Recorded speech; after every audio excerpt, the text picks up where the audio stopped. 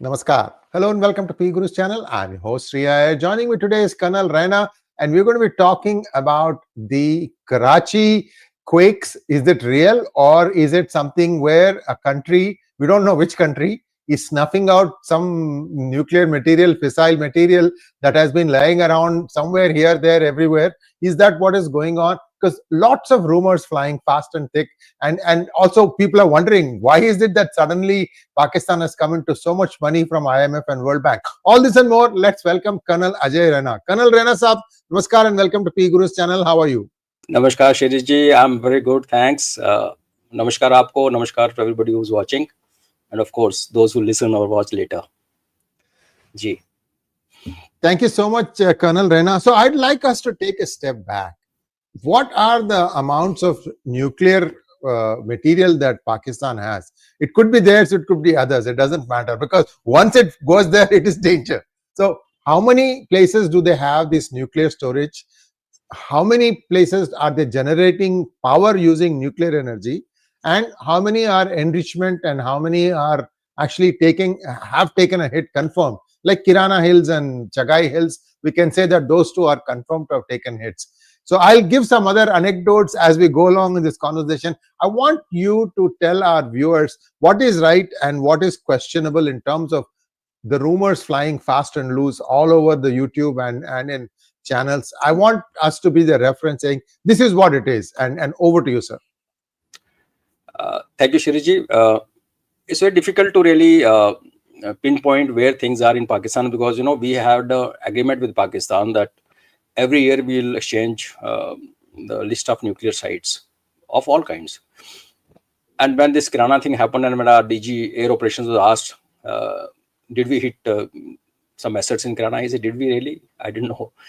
So a country which tells lie after agreement is very difficult to really pinpoint. But as we know, there are about 17, 18 nuclear sites. If you look at Tanwana, which is north of Islamabad, and say Sargodha being the middle center, and then you go down to Akra in Karachi, next to Karachi. So in this line, because Pakistan hardly has any depth or width. So all these nuclear sites, whether they're enrichment sites, missile sites, nuclear energy sites, all these are lined up. But north of Sargodha, which happens to be the most beloved part of Pakistan, as per Pakistani elite, that Pakistani Punjab, there's a higher concentration of nuclear assets. These are declared or known things. So when you talk of known things, Shiriji, there are two categories. One is what is known to us, public, declared or undeclared, and second is what agencies know, what our RNW would know, what Russians would know, what CIA would know, and things like that. So, like you mentioned, that there were hits on two places. Again, somebody will get up and say, okay, where is the evidence? So I always tell people that, see, there's one hard evidence which takes years to come out, and there's circumstantial evidence. So like this Kirana thing happened, and suddenly you had this radioactive activity monitor aircraft flying on top of Pakistan. Why was it flying? Why some boron and all over suddenly brought into Pakistan from Egypt and as well as from China? And the tremors, you call it earthquake, you call it rambling, whatever you call it, those things also happen during the same duration. So there are circumstantial evidence to tell us that we really hit. And the biggest circumstantial evidence is that J.D. Vance, who had no issue with India fighting Pakistan till previous evening, next day everybody starts jumping in America, and then you have Trump saying what he always does, that statement which he made. Even today he was claiming that people may not acknowledge it, but I am the one who's done it. To cut the story short, they've been hit. I have no doubts about that. Now, how many, like this dossier which has come out, so-called leaked dossier, whatever our DG of three arms, military, air and naval, what they told us, and what the two officers, Qureshi, what she briefed us earlier. Now the list which has now come out from Pakistan, it shows many more places where we hit them. So if I were to really summarize and cut the clutter, I would say that initial hitting, the airfields, everything else was part of the escalation ladder, much planned. But at certain point, probably a statement had to be made because While JD Vance must have said, "Ki we don't care, let India and Pakistan sort it out." This is what people tell you openly, but there are certain things which are not told to us, which never come to public uh, knowledge. But their pressure is always building up when two countries, nuclear countries, that are into a conflict. So maybe a moment came where India just decided, okay, now we should make a statement, because Pakistan was given every time an exit. Every night we attacked and we said, okay, now you can exit, don't retaliate, we will do nothing. But Pakistan seemed to be taking it up. So one big escalation step was taken. And like you said, those two facilities which were hit, not only those two facilities, Jacobabad, which is a American base, and it's been American base for long. And Jacobabad also had protection deployed by Americans. It didn't have Chinese radar because, as you mentioned once, I think on your show, that Americans had this policy very clear in Pakistan, that wherever they have their assets, especially F-16 and their radars, they didn't allow any Chinese uh, personnel. Let's not even mention aircraft or radars. They said no Chinese person allowed on that airfield or that facility. So we not only hit so-called nuclear, which I'm convinced we did hit. Whether, of course, detonation didn't happen, that is also clear. And nukes are not kept like Diwali crackers, that one chingari and everything goes for a six. So we subcritical mass is kept and isolated from small portions, and then warhead, that detonation mechanism is somewhere else, then nuclear codes are with somebody else. But when you have that, you call it like nuclear mass, which could be meant for fission or fusion as per the technology. Wherever it is placed and it is disturbed with a shock, something is going to happen. And moment that trigger thing happens inside, so it's like, Shiji, if you look at any artillery shell, I'm a gunner, so I tell you something. When you fire an artillery shell and you have a fuse in front, moment there's a fuse detonates. So there's a difference between detonation and setting something on fire. So the detonation is basically sending a shock into the body of the shell, and the whole thing bursts, like we see that explosion happening when artillery shell lands.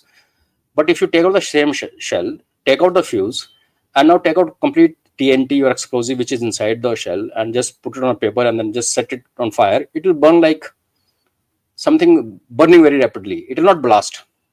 So for same explosive or same mass to detonate and to burn or get wasted, you just need two different conditions. In first case, you have to detonate it with the fuse or with something which sends the minimum shock wave through the mass of that thing, explosive, to make it detonate the way military wants it.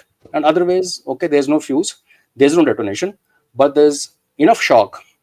It's like somebody's gone with a matchstick and just put it there, because Karana mein jo photographs which came out later also showed something going inside. There were holes in the side of the hill.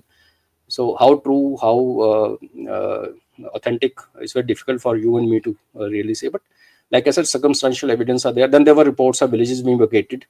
Again, reports coming out of Dubai, people who had villages there. So, and that time also, if you remember, just after that, the series of earthquakes, so-called, started happening all around, and the people were talking, okay, the nukes are bursting down below. They were not bursting, of course, there was no detonation. But when you have a human activity happening just below the surface of Earth, which is unusual activity, then of course rambling, that tremors are felt.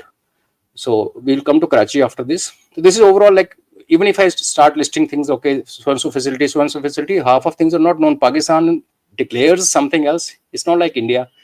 Our facilities are known, declared. And whatever is secret, that is also handed over to Pakistan, thanks to our Congress government's agreement with them. Pakistan doesn't do this. That's why DG Air Operations, that statement was very, very crucial to understand that. He said, we didn't know that there was something in Kirana. We didn't fire there. Something like he just laughed it off. Basically telling that a country which has done an agreement with you, like sharing of details of nuclear sites, that country is capable of telling lies and cannot be trusted. So this is how I look at the whole nuclear gamut. But the main thing to be understood is the concentration of nuclear sites of different types is in Punjab, in and around Punjab. Then they don't have much in Balochistan, which is the hostile territory. Shagai Hills is a place where they carried out nuclear blast, and people even today are, there's a Shagai and there's a Shagi. They are two different places. So Shagai Chagai, they call it Chagai, which is in Balochistan, which is a test site, and they don't really store anything. Dera Ghazi Khan had a uranium extraction plant, which is now dead.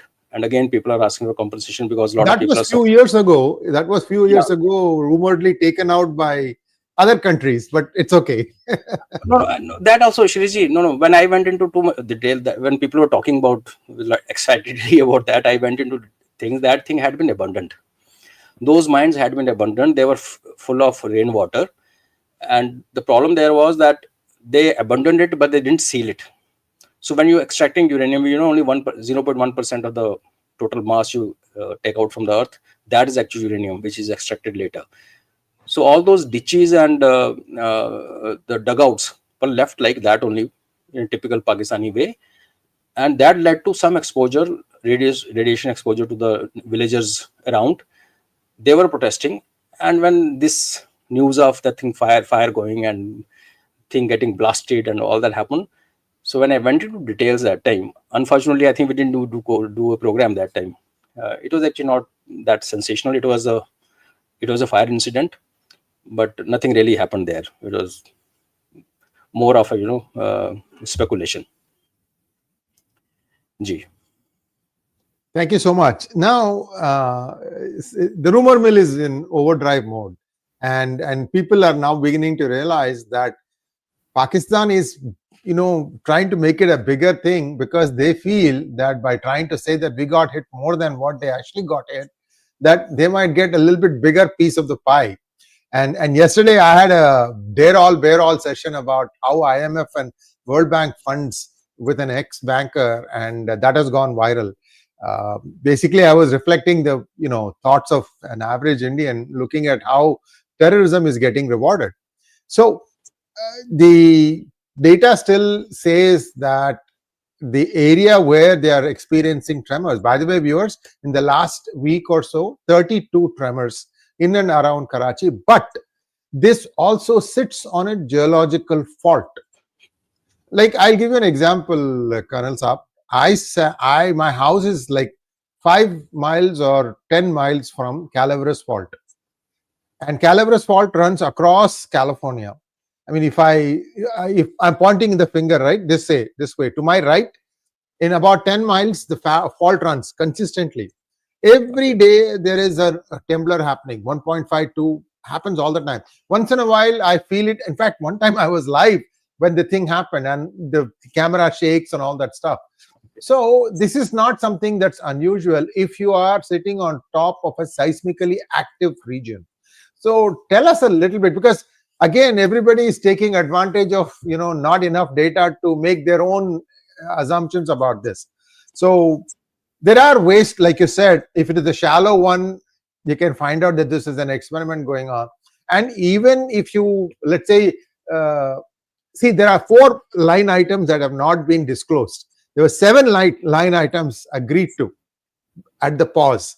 Only 3 got disclosed. There were 4 other items that were not disclosed.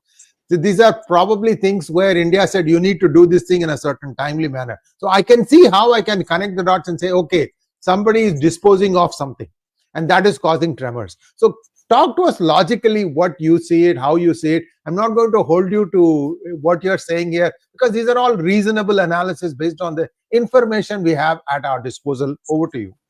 Yeah, Shiriji, we have no option but to connect dots.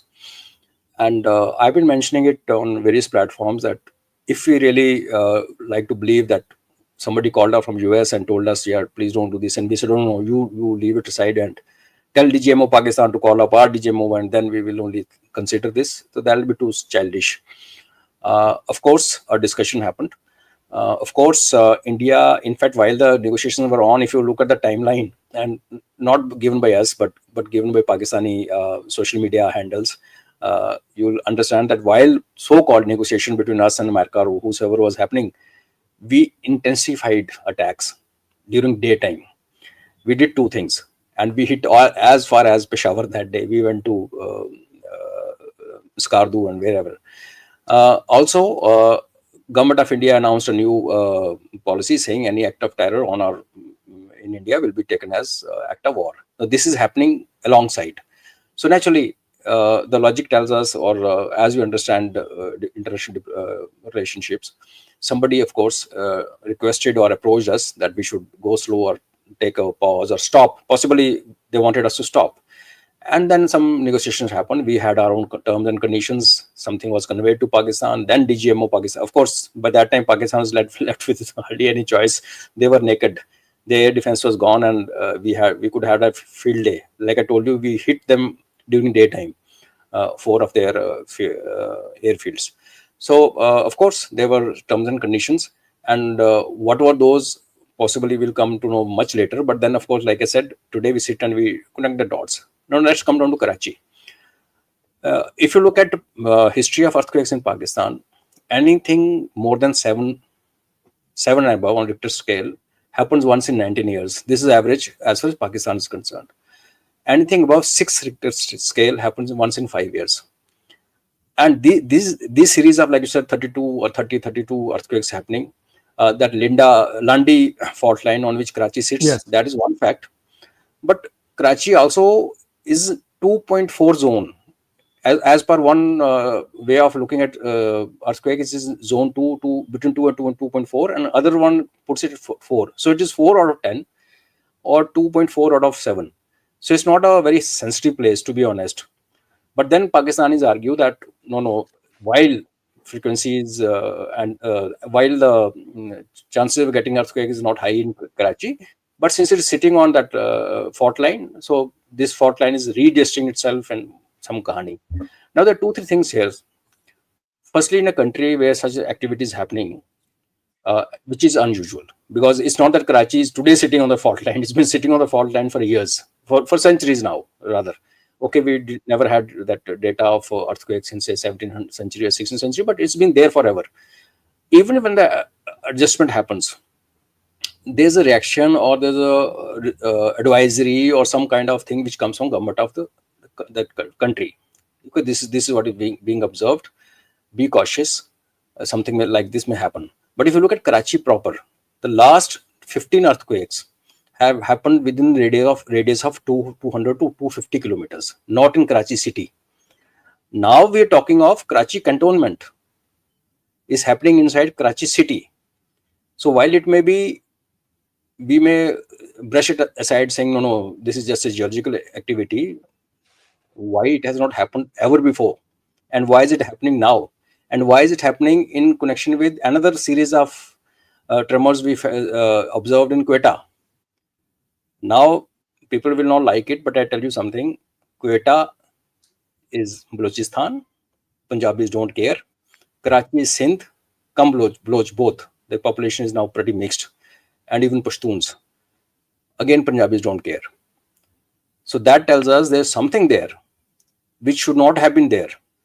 Below a population center, you are not no military worth its salt will ever construct or kind of fabricate a thing which can endanger the city. But then Pakistan army is no good or no. I mean, you can compare Pakistan army with Hamas. If Hamas can build tunnels in below hospitals and schools, so since all these terrorist these minds which think like terrorists, they share templates, they copy each other. So first thing is there is something. My own gut feelings tells us, okay, there is or was something below Karachi, because Karachi is the port, Karachi is the capital city, and Pakistan Navy is the weakest of all 3 arms. In fact, the only arm where India actually scores 8 is to 0 or 8 is to 1 is Navy, because our supremacy in army and air force, when we really equate it with our total frontier and the adversaries, then we have 2 of them, China and Pakistan. So it gets distributed, and then the bit of parity is supposed to be achieved between us and Pakistan when it comes to in case of a war happening with both the countries.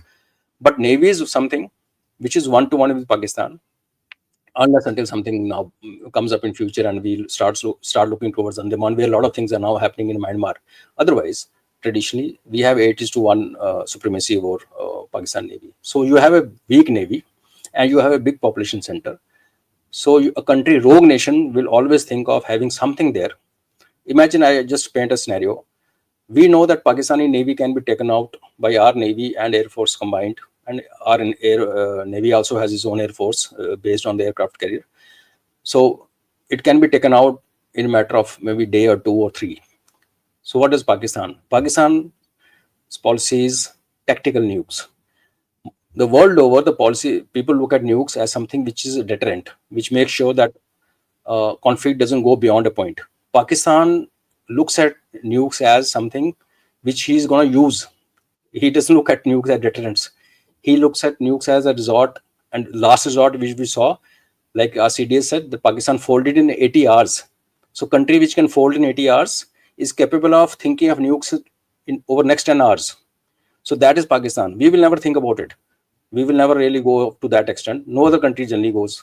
Look at Putin, how much beating he's taken, but he's not even gone into that. Though today he also said, I can blow up Europe, but that's okay. He says that, he doesn't do that. But Pakistan, you can't. You can't equate Pakistan with Russia or India. You have to equate Pakistan with Hamas, Hezbollah, uh, HTS, that kind of a mentality. So then it tells you, okay, that a vulnerable place where their navy is weak, they have a very big, huge city sitting on the coast, a big port, the only port actually which works. So you have something hidden below it, so that for adversary like India, it's not easy to hit it, because hitting that thing below, because uh, uh, Russia just blew up a missile dump of Ukraine a couple of days back, 40 meters below the ground. So there's nothing hidden. Everything is now, you can be through tandem bombing and accurate, one bomb following another bomb or missile after missile and a missile, or tandem warheads in same missile, you can penetrate. But people sitting in Delhi will probably think 20 times, not 10 times, before doing such an action in something like as densely populated as Karachi. So there's a possibility that they had something here. Now, whether it's being destroyed as per the negotiation, which, like you mentioned rightfully, and most of us believe that when India said, okay, we will think of taking a pause if the DGMO calls up and then we'll decide.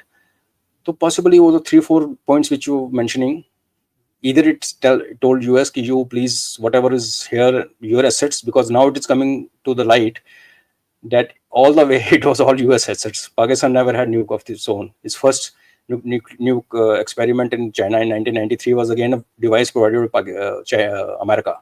But this is something which is coming out slowly, because if you look at internal assessment reports of 90s, when Pakistan was yet to declare itself nuclear, yet to do first legal test, Americans were already talking of a nuclear threat, a threat of a nuclear clash between India and Pakistan in the subcontinent.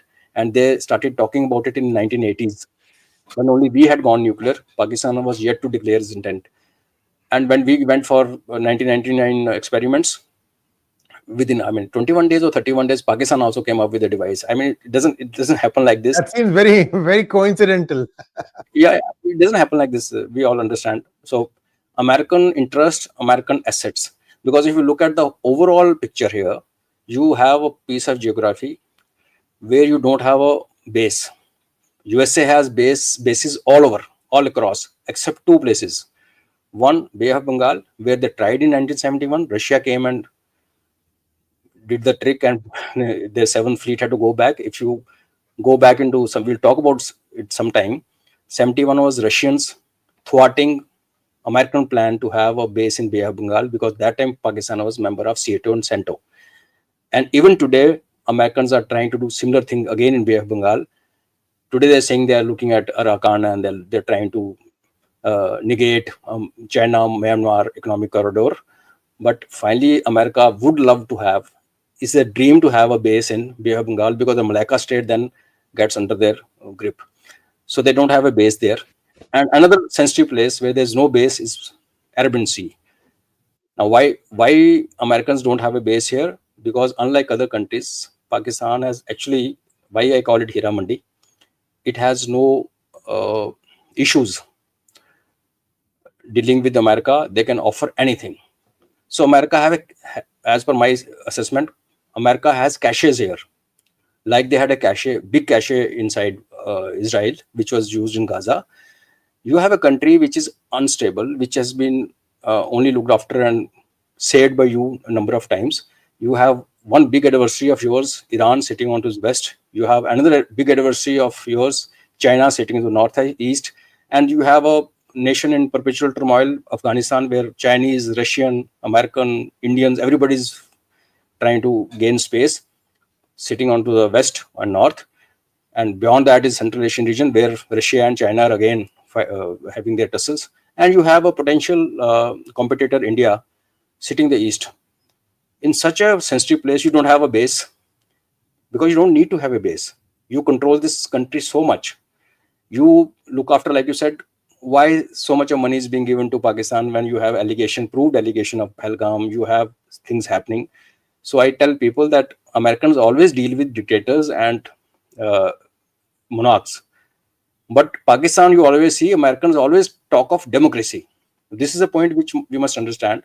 Like Prince Salman, when he goes to America and says, I want F-35, he has money, he goes and buys, suits America. African dictator, they do some hanky-panky dealing, America is happy selling weapons. When it comes to Pakistan, so if there's no democracy in Pakistan, then institutions like IMF, World Bank, then they have the rules coming in front saying, no, you cannot be supporting a dictator or something. So they always install a democracy. Give money to Pakistan. Pakistani politicians and Fojis then take this money back to America, buy Yes. their properties there, invest in their land, and the money actually gets rotated back, routed back to America. So you'll always find Americans crying for democracy inside Pakistan. Elsewhere, they're okay. They're dealing with dictators. They're dealing with all kinds of people. They have no issues because those guys can pay and buy. Pakistan can't pay you anything, so they pay Pakistan, and then make Pakistanis invest in America. So this is a channel which goes irrespective of whosoever is sitting in the White House. So possibly, like I think we're getting to is getting stretched, but possibly the two things which one possibility people are saying that after this incident, Pakistan is now digging like a madman. It's creating tunnels below the cities. So the next time India comes, because this Noor Khan base, the Chaklala base, which is actually inside, it's like Safdarjung airport between Delhi and Delhi Kent.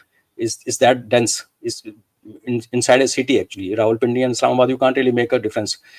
So if India can go and strike there, and there was a command center below, which was of course Pakistani nerve center of all their air defense and network centric warfare, if that got damaged, so people are saying, okay, now Pakistan is digging deep and digging deep below big cities. So it's okay to hit a airfield, but it's not okay to hit a city like Karachi. But can they really afford?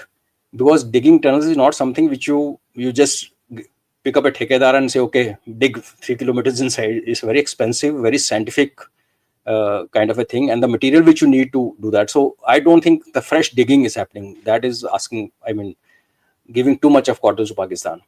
The other thing is that certain things which were already existing are being destroyed or being demolished, which most of us believe that out of these two options, geology thing, like I said, too many in such a short window is something very, very unusual. So you can't really say it's the fault line, which is the only thing which is responsible. But yes, you have Karachi sitting on a fault line, and along, like you said, 10 kilometers, your home is that fault line. So next to the fault line, you have something being demolished or being restructured or closed or whatever. So it triggers, because fault line is already there. So it magnifies that effect. Quetta, Balochistan again. So like I said, most of their sensitive things are in Punjab. They don't really trust Baloch and all. So you have these facilities possibly being neutralized, as we call it in army, without really fighting. So either they're being demolished or part of them being demolished, because when you have underground asset in connection with nukes, Shiriji, you will understand that you will need assets. It's not only for storage. You also need asset for subcritical experimentation to escape the attention of world, because you can do it at a certain level. Nobody will come to know. It's not that Karachi में पहले कभी हुआ नहीं. Possibly we were not looking that side. But you look at when tensions are mounting between Israel and Iran, a lot of 3.5, 4 scale kind of earthquakes happened in Iran also. And today, a person, I would name him, Shiriji, you may possibly able to zero on. He's through a new theory that Karachi earthquakes are because of Iran testing nuclear weapons. The nearest test site of Iran is 1,500 kilometers from Karachi. So no comments, of course, can be made on such comments. But I think the the latter one, where as per agreement or understanding between us and US, a few things are being shut, and that leads us to possibly this kind of activity which we are witnessing. Again, like we said, there's no evidence, but some logic, some connecting dots, and like saying that they called up, say, stop fighting, and we say, yes, sir, we stop fighting. That doesn't happen like this. Not with this government we have today. So, I think it is shutting shop. US is kind of shutting few things inside Pakistan. This is how I look at these earthquakes. Colonel Raina, one other thought I had was, and I said this thing yesterday also in another show, that this is the last time Pakistan as an entity is big enough to get this kind of loans. The writing is on the wall. It's going to break up. It's just a matter of when. And so after that, people will not even give. Even for the money that's going to come back to them, they won't give. What is remaining will be Pakistan, which is Punjab, West Punjab. And that will be landlocked. And it can be easily ring fenced.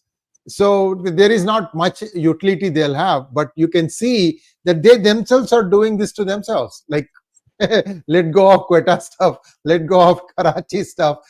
And I haven't even started on Skardu. We'll do that thing probably as a separate episode. Skardu, we have to understand the geopolitical significance of that, viewers. It's not just a simple thing, it's a big deal, a very big deal. We'll talk about it in another episode. I didn't give Colonel Raina enough heads up. He's a great historian, so he will give us the best information on the importance of Skardu and all this stuff. We'll plan at the next episode, Colonel Raina Saab, if you have time, what happened in Skardu during this.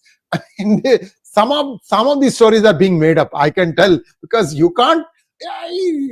There are only so many bombs that have been put out by India, and that you can't say that everywhere, here, there, everywhere, every town there is something going on. Seems like somebody is playing it up. Be that as it may. Colonel Raina, we have a lot of questions. If you would like to say something in conclusion, please feel free. Then we'll go to questions. Skardu is a Chinese base. I'll leave it at that. And so many bombs, of course, everywhere bombs didn't hit. Even Peshawar was not a bomb. It was just a drone. So certain things we made a statement. We can reach here. In fact, that news of hitting an aircraft at 310 kilometers, 280 to 310 kilometers. Again, it was flying in proximity of Peshawar. So I think different things happen at different places. And then we also have friends who can, if Russians can be taken by surprise, we can also have our assets. I'll leave it at that. I think we'll take the questions. Yes, indeed. Thank you so much. And just one data point, what you mentioned about Russia-Ukraine conflict. It's now kind of confirmed that while they were taking out these planes on air bases, they also took out a train crossing a bridge. Yeah. I mean, there are not that many trains that go across that bridge. This was a passenger train and they took it out. This is where people are saying that, okay, you are accusing Russia of committing horrible crimes in Ukraine. You have done the same thing to the Russians. So somehow this is like an effort to escalate this. It's getting really nasty. That's all I can say. Yeah, Russian news they're talking about the bridge and the train. They're not really bothered about those old ancient aircrafts. You're right. And Putin is also showing sensitivity to that incident. Yes. So let's take some questions now. Magnet Ranga wants to know, Namaskar, why the secrecy about losses on our side? Isn't that giving Raga a reason to troll? Of course not. Many care about what he says, but it is more of a nuisance. Rangaji, I would say that Operation Sindoor is still on. And when your operation is still on, it is logical that you don't really discuss things which you may probably discuss after the operation is over. Because with each loss, there's a story and there's a claim connected. Whatever may be the loss, whether they'll hit our Lakshya and call it a fair or whatever. So we don't really want to give away. India was magnanimous enough to say that we sent Lakshya target aircraft up and they hit it. But in fact, I was surprised, why are we saying this? So I would, as a soldier, say that let's wait. When Operation Sindoor comes to official end, I'm sure government will come out with, because India, you can't really hide things. And as most of us feel that as long as their pilots are safe, they're back home, but not back home, they're flying again. So it's okay. Machines are meant to be lost in wars. It's okay. Next one, please.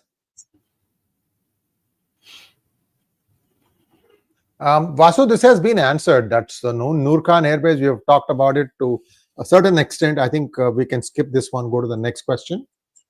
Amulu wants to know the numerous earthquakes in near Karachi could be them for digging tunnels for underground missile bases and launch facilities. Amruji, they've just lost assets worth 7.5 billion. Today they are naked.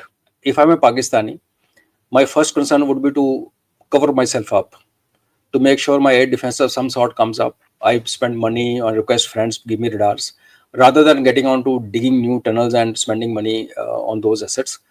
Uh, of course, I always say that Pakistan is not a rational state; they can do anything. But in this moment of crisis, it's a moment of crisis for Pakistan. They may say anything. They may create somebody field marshal whose army didn't fight. The air force fought, and army got promoted to field marshal. That is really strange, but and they are capable of doing funny things. But at this moment, their worry now, Pakistan, and the worry is there are two worries. Firstly, they don't have air defense, and secondly, phase 2 is going to come. Because even if Pakistan army doesn't want to do anything in India today, Masood Azhar, who's lost 11 of their family members, and Pakistan army in any case, whenever they're on back foot, they always do something funny. So we're expecting in the next couple of months, something will happen, something away from international border, maybe in the heartland, maybe towards the eastern side. And then Pakistan will say, no, this happened in Bangladesh. So, of course, then we'll take on both because wo tab ki tab dekhenge. So I don't think they have wherewithal today to invest. Digging tunnels is very expensive, and like I said, it's a very scientific way of doing it. It just can't be done like. And the Noor Khan base, that deeply buried bunkers, these are all made with the help of Chinese and Americans. Yeah, So, General Electric. Yeah, General yeah, Electric. yeah. These are not something that Pakistanis were using JCB and one crane can do it. So that's why I differ with this. I don't agree with this concept. G. GP wants to know, Sarji, why don't the head of country redefine the freedom of speech, stating anything related to outside borders to be taken as violence and disturbance in society to be arrested or deported to go there, or something. I mean, look, let it go. Ignore. Don't give them space. This is all I would say. Sir, I don't even take names of some of these lumpens. Yeah, I would only say that as citizens also, we also have responsibility. When country goes to war or there's conflict, we all have responsibility. And I think basic responsibility for us is firstly not to give weightage, like what Shiriji said. Let's not give weightage to stupid people. If you can counter it, like we've been fighting on Twitter, because there's a space we today after retirement I can fight. I can't really pick up a gun and go on the border, which are not required in any case. So if we are sincere enough and we understand our responsibilities, let these dogs bark. Doesn't matter. And why should Modi ji or our government focus towards this thing when their focus is somewhere else, which is much more important? Like I said, phase 2 is expected any day. And then you also have judiciary coming in, then creating a tamasha. Why do this all this at this stage? Baad mein dekhenge, I think. Let the thing get over. Ji. Kamal Monga wants to know, or Kamal Monga wants to know, with such a large coastline, why did India not develop the Navy? Actually, Indian Navy is pretty modernized and it has been developing a lot. If only Mongaji, if at all you have a complaint, you should ask Nehruji, who refused an offer from African nations in 1950s to deploy Indian navies along African coast. And he said, no, we are non-aligned. That's the only complaint, and that too against Nehruji, not against Navy. Our Navy is very potent, because if we were not potent, we wouldn't have been standing where we stand today. Without Navy, there's no future.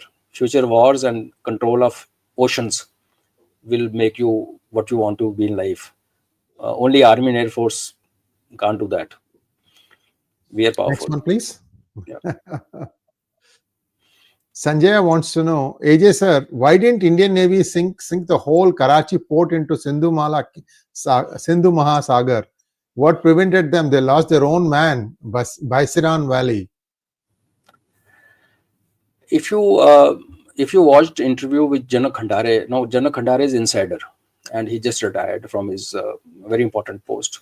When he was asked this question, that had Pakistan not done, that is, had their DGMO not requested us for a pause, they asked for a ceasefire. We said no, it's just a pause. Would India have continued? He said yes. And all of us sitting at our places in studios and left to right, we had this thing coming that next target is going to be Navy, because having destroyed their assets, air assets, the next logical target would have been Navy, because India wouldn't have gone into civilian infrastructure, dual use. Even you know that so and so facility is looking like a hospital, or below that there's something else. That is the last phase. So a good military, a plausible target was Navy, logical, and Pakistani also knew it. That's the reason they asked for it. We lost people in Pahalgam, Baisaran Valley.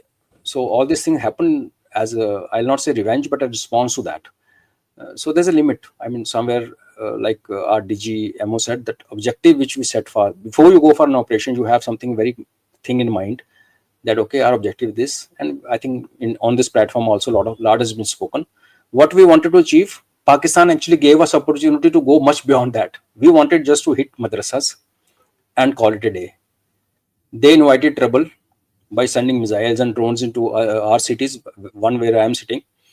And then we went whole hog and we destroyed the air assets, including Nur Khan and, of course, Sargodha and Kirana.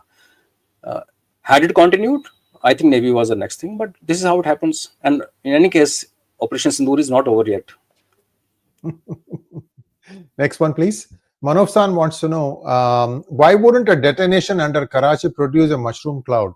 Or can it be buried deep even under Karachi? Why bury deeply under Karachi? Do we have ability to detect radiation in Pakistan? We are not talking about detonation. In fact, I ruled it out even that time when we hit Kirana. There was no detonation. Here also there is no detonation. If there's a facility below Karachi, like I said, they had catered for a nuclear, tactical nuclear strike once the Navy was attacked. So the nearest place to have the forward area deployment of nukes, you can call it. The Karachi sounds okay. Whether they diffused whatever material was there, or they are they demolishing the facilities which are inside, because if you create a facility where you can carry out subcritical test without mushroom cloud, nothing happens like that, and people can't really make out.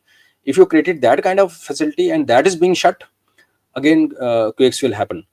So there's no detonation here. And if there's an accident in below Karachi, nuclear accident, of course, it's very difficult to hide. A nuclear explosion can actually throw up the city like a pack of cards. Can we detect radiation? We have wherewithal to detect radiation in our known areas, and when the army moves in, we have systems of finding out if we being attacked. Because what we expect from Pakistan is not really attack nuke. We expect a dirty bomb, which will be radioactive material mixed with normal TNT and fired from artillery or air force. So there will be no mushroom, there will be no cloud, there will be no big blast. It will be just a normal shell exploding and throwing out radiations, and people won't come to know. And slowly, after maybe 6 months, you start developing skin cancer and all. So to guard against that, our armies has the kits and equipped to detect nuclear radiations. Can we detect in Karachi? I have my doubts. I don't think it's possible, because how do you detect? Radiations are invisible. You only detect when you see impact on the population, or like Americans do. They fly the aircraft, they have sensors, and in good old days, they just used to fly the aircraft, make it land, and study the body of the aircraft. Is there any radioactive material stuck with that body?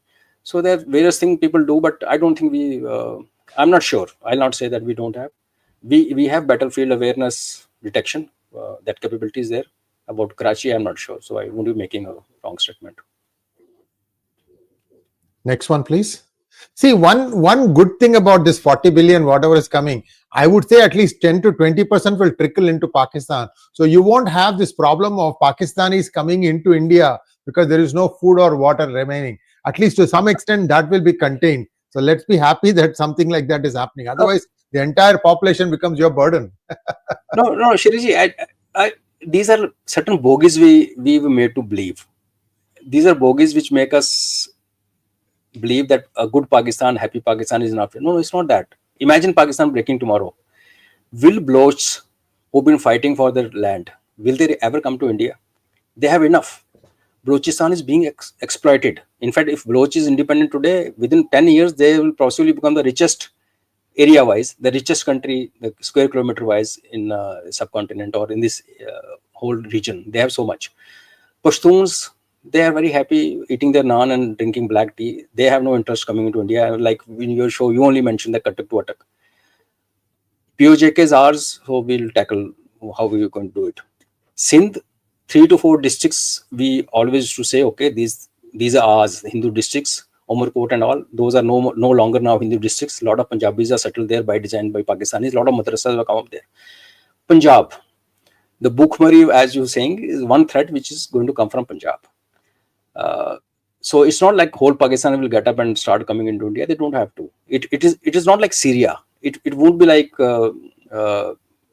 ISIS walking in and people running away. No. It's balkanization of Pakistan will be totally different, and we'll have minimal impact in Punjab area. Yes, but then we have our fence there. There'll be possibly they'll be made to wait other side of fence, and then international IC, Red Cross and all will take over. So itna nahi hai. There's also a Saraiki split inside Punjab itself. Yeah.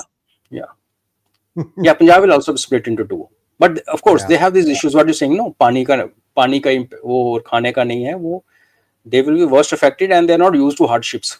So they will try to run into India, only the Punjab part, not whole of Pakistan. Thank you, Documine. NAPAC never used word nuke war after Op Sindoor. They never used bogies mein. Pakistan, no, Islamic world has been denuclearized. This I said on 10th, and people are laughing. I said, no, not only Pakistan, the Islamic world has been denuclearized. So how can they talk of nuke? Let them talk of nuke. Dekhte hain. Our Modi Sahab has said we have called the bluff, and Prime Minister doesn't make loose statements. So that's the reason Pakistan is not talking of nukes. One question I had, Pakistan also doesn't talk about how many aircraft they lost. I mean, and see, they did not target India's military installations, or one or two, but they actually targeted places of worship. They took out one Gurudwara in Poonch area. 15 people died. Many of them are Sardars, small children, women, everybody died. And they had missiles aimed at Vaishno Devi Temple and Golden Temple, and one aimed towards the parliament that was taken down in Sirsa, Haryana. So, be that as it may, they are not saying who was flying the J-10, sir. I think somebody mentioned that these are less than 2 years old in the Pakistani Air Force, and you can't just like that acquire expertise to fly something like this, especially a Chinese aircraft. So maybe it was being flown by a Chinese pilot. Who knows, sir? Any idea on that? How many aircraft did they actually lose? 2 or 3 or something like that? Okay, I'll tell you what happened from Pakistani side, two things we somehow missed. One was what happened line of control, and one was what happened in Pakistan on first morning when we hit their madrasas. So while we were preparing for the strike, and Pakistanis knew that we are coming. Now only thing was when. So while we were preparing our air defense, we were doing target analysis. They were making reels and memes and all those false presentations, and Chinese helped them a lot. So within hours they were showing the radio interception of Rafale, and they were showing that see, this radar is coming, this aircraft is coming, this is a radar. This is all prepaid. That's the preparation they did. So when we hit, the first thing they said in the morning, which was prepared, already done by DJs, but it was just released, and they said we shot down 6 Rafales. Humne badla le liya. And Pakistan went up, like you said, nobody really bothered ki who shot whom, how many we lost, what was the nobody. People here, lot of like Rahul Gandhi, I mean, he's leading a wrong kind of a contingent, but there are logical people who are asking logical questions. There they went up in frenzy. Then there are Pakistani YouTubers, few of them, whom they call anti-nationals, Gaddar kehte hain unko. They started asking, they said, yeah, they come into Punjab, the Indians have come and hit you deep inside Punjab, inside your cities, and you're celebrating by saying that 6 Rafale gir gaye, ye ho gaya. What have you done? Badla is you go and take out their assets. So by afternoon, the narrative in Pakistan changed, and people started talking, what have we done? Hame to maar pad gayi. So to overcome that, or to counter that, they were forced into, otherwise, believe me, Shiriji, Pakistan would have called it a day after Madrasa Sham. We were expecting. They were willing. Pakistani army, they were intelligent people. They know, like you said, कि कराची जाए, क्वेटा जाए, उनके भला से कुछ मतलब नहीं. उनके अपने डॉलर और अपनी families, all their families had already flown on to America. Munir's family was in America, as per one report. I don't know how true, but later on they said she's there. So they were forced into reacting, and then they started sending missiles. And talking of gurdwaras and shrines, they did try, as they say, that S-400 ko uda denge, uda diya. They did try, but they were intercepted. I am a first-hand witness. Jammu city, we had 8 missiles that day coming in, a lot of drones. In fact, the drone flying on top of my roof, and I was actually waving at him ki kya kar raha hai. It was like film over, oh shadi wala drone nahi hota, because most of drones are those commercial drones. They were basically there to confuse the radars. The big ones, the house was blown up in one of the localities, and a mandir was attacked inside Jammu city. The boundary wall only went off, baki Op Shambhu mandir. So you're right. They selected vulnerable areas because civilians are vulnerable in any battle, any war, in any country. Civilians will be vulnerable, and they wanted to create. If you look at the Mullah Munir's speech, Hindu ye hai, Hindu wo hai. So by attacking Vaishno Devi, by attacking, trying to attack Golden Temple and other places, they were basically trying to say that we are now, this is jihad against Hindus, jihad against kafirs, and we blowing up their places. When their radars, their missiles started falling all over the side, intercepted west, they came up with another theory. So they were all prepared. They said, India is firing missiles into Amritsar on Golden Temple, so that blame comes to Pakistan, because their missiles are falling all over the countryside. खेतों में गिर रही हैं, लोगों ने अगले दिन photo बनाया. Second thing was, so it was how many losses as per the assessment today, like what has come out of the so-called dossier and the whatever the chatter on the internet and the things. We are looking at about 8 to 12 aircraft, including 4 F-16. Today also the list has come out. So even if I give them 50% of that, okay, यो है तो 6-7 तो हमने उनके मारे हैं. लेकिन more than aircraft, we also destroyed their so-called AWACS, which is the biggest thing they had. They had more AWACS than us. You can imagine such a big country, India. We had, I think, 4 or 5. They had 6 or 7 more than us. And after we hit their first AWACS, they grounded the other one, which was hit in Blurry inside the shed. So one has been destroyed, and which already Pakistani media and YouTube channels are talking about it. The one which where the squadron leader and the 54 guys died. It is now part of the discourse कि हाँ मर गए वो. LC पे जो हाल हुआ, what we did to them on LC was really, it never came in news. Punch they started, because Punch is a town bang on the line of control, 3 sides of Pakistan. They started, like you said, they started targeting. Not only that, there's a Sikh village in Kupwara district next to Keren. So Keren is eyeball to eyeball across the river, the Kishan Ganga. They have Tithwal that side. We have our part of Tithwal this side. Then we have Keren. They have counterpart across. But they chose one Sikh village which was behind that main and on top of a hill, and they targeted that hill. So they all these Khalistanis who keep jumping, and yesterday in Canada they were flying Pakistani flags along with so-called Khalistani flag. They must take note that their community was specifically targeted in Golden Temple, in Punch, and in Keren. But the kind of beating which we gave them, they had white flags all over. Their artillery failed. So much of bombardment happened from this side, shelling. We heard about Punch, but nobody knows what we did to them on the other side. We didn't hit their civil areas. Those collateral damage must have taken place, but we blew up their bunkers and fortifications which are there since 1947. They blew up to like people just ran away. There's many videos you would have seen. So that assessment, when people say that what did we do, I always tell them, please wait, let the thing get over. Government will actually tell us, because belonging to area where LC runs next to our houses, we know what happened here, what kind of Diwali was happening here. Even after so-called stoppage of fire, that day was the most intense. The day Trump made the call, that evening was horrible, in the sense that for decades we not seen that kind of bombardment along the line of control. So a lot of things happened which never came in news. So 8 to 12 aircraft, Shirichi, Pakistan losses, and more than aircraft, what is important, like Noor Khan, that when you hit a nerve center which controls everything else, so it's like you can imagine that everything is working as per network, everything is latched onto network, instructions are being passed, warning is being, there's a missile coming in, somebody's warning you, there's Indian aircraft taking off in Gwalior, somebody is watching and warning pilots in Pakistan. The whole thing is gone. That setup is gone. That is much more important. That is much more a bigger hit. And going down of a wax is, of course, F-16, 4 of them, including 2 Jordanians. This is what news is. Let's see. Where Jordan se liye the jo Pakistani had given to Americans had given them 2 aircraft through Jordan. So 4 have gone. 4 F-16s. Next question, please. Thought provocateur. Thank you so much.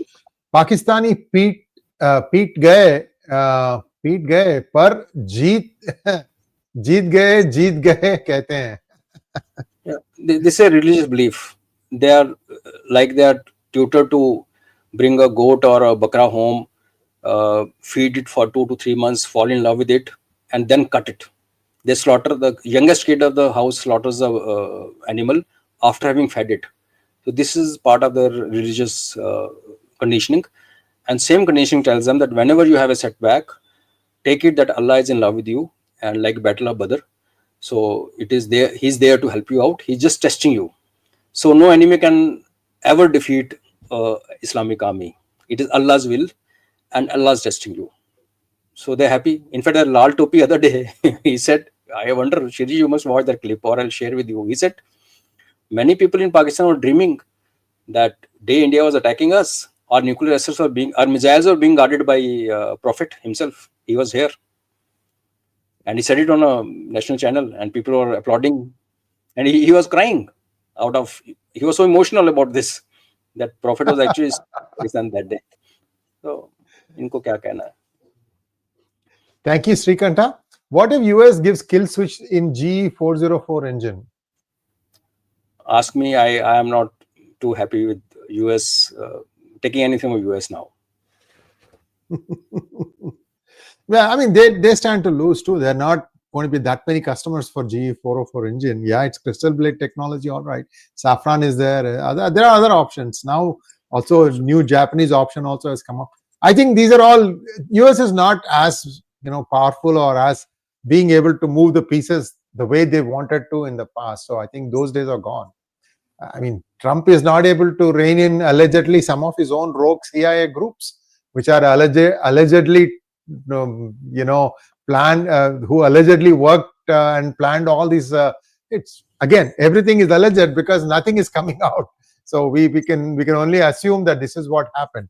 So thank you so much, Colonel Raina. I think we took out a lot of clutter from this whole thing, and there is something that's brewing. Yes, we know that, and it could be from the east, it could be from the Nepali side also. It's also possible. There, of course, we have done some cleanup. We'll see how it goes. Thank you so much, sir. Looking forward to seeing you again very soon. Namaskar. Thank you, Shiji. Namaskar.